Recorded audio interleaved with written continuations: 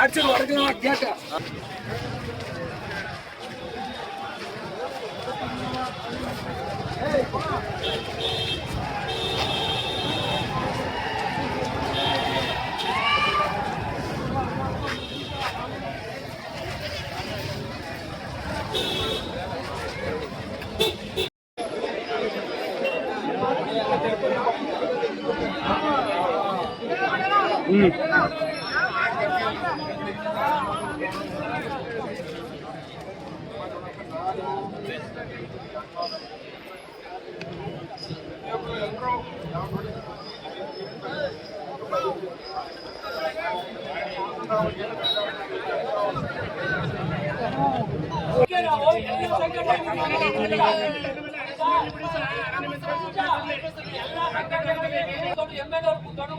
ಹೆಂಗ್ ಮಾಡ್ಬೇಕು, ಯಾವ ತರ ತಗೋಬೇಕು, ಆ ಮಕ್ಕಳಿಗೆ ಏನಾಗಬೇಕು ಎಲ್ಲವೂ ಆಗ್ಬೇಕು.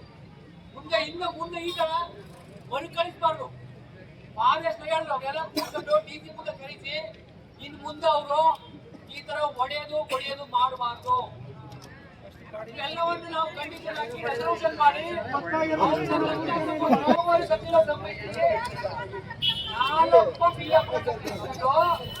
ಅವ್ರ ಕಾನೂನು ಚೌಕಟ್ಟು ಕಟ್ಟಬೇಕು. 2 ಕೋಟಿ ಪರಿಹಾರ ಬರಬೇಕು, ಅವ್ರಿಗೆ ಕೆಲಸ ಕೊಡ್ಬೇಕು, ಅವ್ರಿಗೆ ಮಕ್ಕಳಿಗೆ ಇವ್ರು ಎಲ್ಲರಿಗೂ ಶಿಕ್ಷೆ ಆಗಬೇಕು. ನಿಮ್ಮ ಮಾತು ಬೆಳೆ ಕೊಡ್ತೀವಿ ಸ್ವಾಮಿ. ಬೆಳಗ್ಗೆ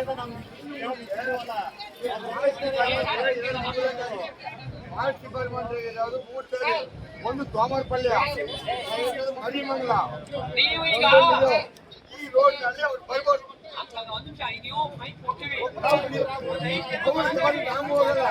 ನಮ್ಮ ಕಾಡಲ್ಲಿ ಅವ್ರು ಹೋಗ್ಬಾರ್ದು.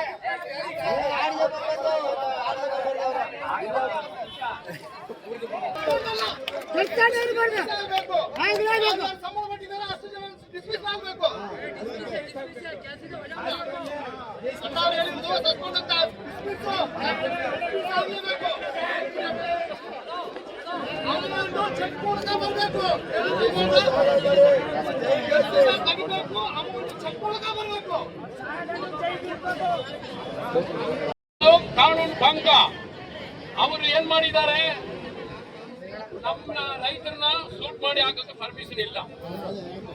ಇವರು ಕಾನೂನು ಭಂಗ ಮಾಡಿದ್ದಾರೆ. ಇವರು ಹೇಳಿದ ಪ್ರಕಾರ ಒಂದು ಮಾತು ತಪ್ಪಿರಲ್ಲದೆ ಕರೆಕ್ಟ್ ಆಗಿ ನಡ್ಕೋಬೇಕು.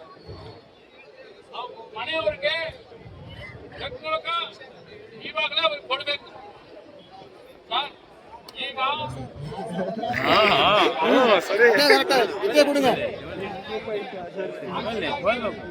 ಎಷ್ಟು ವರ್ಷ ಸುತ್ತಾಡಿದೀವಿ ಅಂತ ನಮ್ಗೆ ಗೊತ್ತು. ಆ ದುಡ್ಡು ಬರೋ ಗಂಟ ಆ ರೈತ ಕುಟುಂಬಕ್ಕೆ ಎಷ್ಟು ಜಾಗರಿ ಅವ್ರಿಗೆ ಗೊತ್ತು, ಎಷ್ಟು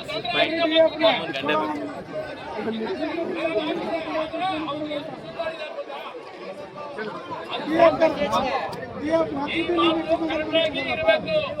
ನೀರಿನ ಮೇಲೆ ಬರದ ತರ ಇರಬಾರ್ದು, ಕರೆಕ್ಟ್ ಆಗಿ ಇರಬೇಕು. ಎಲ್ಲ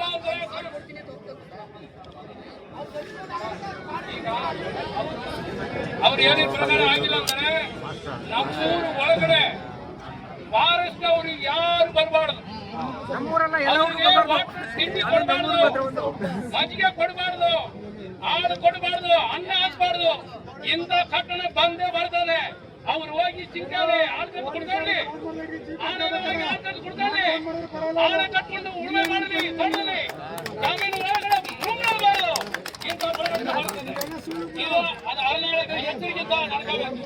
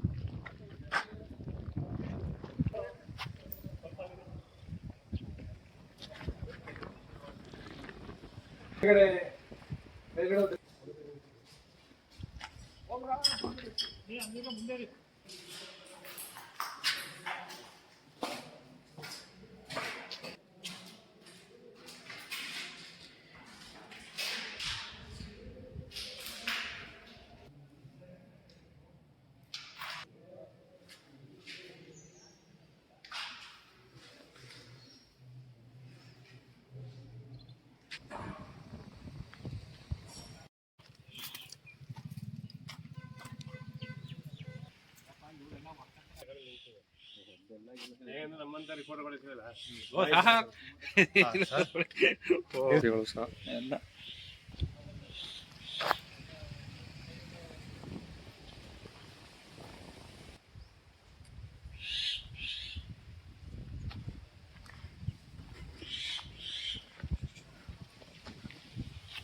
ಸಬ್ಸ್ಕ್ರೈಬ್ ಬಟನ್ ಮೇಲೆ ಕ್ಲಿಕ್ ಮಾಡಿ ಹಾಗೂ ನಮ್ಮ ಹೊಸ ವಿಡಿಯೋಸ್ ಅಪ್ಲೋಡ್ಗೋಸ್ಕರ ಪಕ್ಕದಲ್ಲಿ ಕಾಣುವ ಬೆಲ್ ಬಟನ್ ನಮ್ಮೆಲ್ಲ ವಿಡಿಯೋಗಳನ್ನ ಲೈಕ್ ಮಾಡಿ, ಶೇರ್ ಮಾಡಿ ಹಾಗೂ ಕಮೆಂಟ್ ಮಾಡಿ.